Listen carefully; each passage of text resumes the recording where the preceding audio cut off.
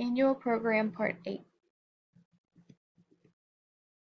Exercise session for the off-season microcycle. For the warm-up, I'll have a general and a specific.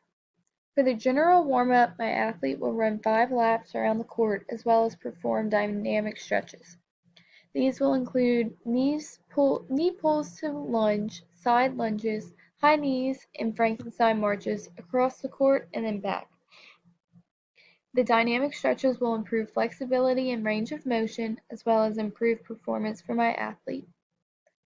The duration for this general warm-up will be about 10 minutes. The specific warm-up will include resistance band pulls overhead and laterally to each side. That's for mimicking forehand and backhand hitting. She will do the agility ladder drills and shuffling through the cones at the baseline on the court.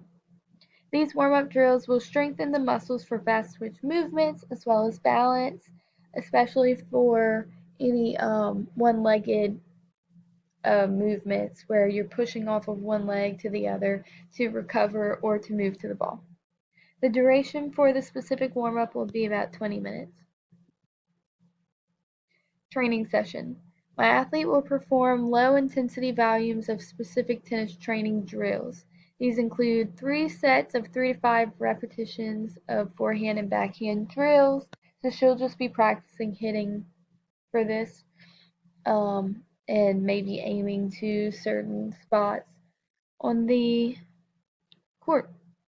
My athlete will also work on serving about 30 balls to the designated spot set up by cones in the service box. The specific factor being worked on here is being able to break the service box into thirds and serve to each one consistently. These are necessary to work on in the training session to keep a low intensity training, but also to work on a few technical skills in the off season.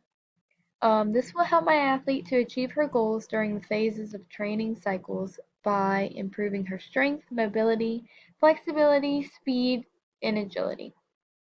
Also I would say mental preparedness to be able to serve to each of the thirds that we're working on.